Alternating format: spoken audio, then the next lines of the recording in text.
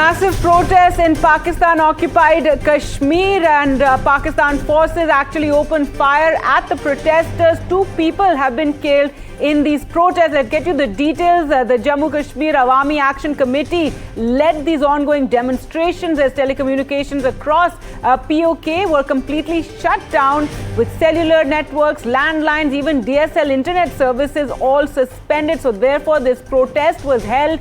The JKAAC put forward demands that observers described as reasonable and rooted in long-standing grievances. However, the protest leaders argue that Pakistan must not treat them as a colony or an occupied territory. However, after this protest march, there was a firing. It seems the protest turned violent, and 2 people have been killed in these protests. These protests taking place in Pakistan-occupied Kashmir over the suspension of all telecommunications across the region, including cell phone networks, landlines, and internet services were all suspended. And this led to this protest march by the JKAAC, that's the Jammu and Kashmir Awami Action Committee, and there was police firing.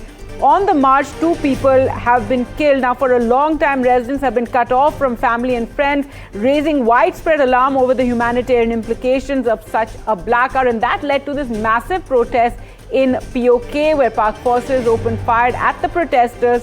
2 people were killed.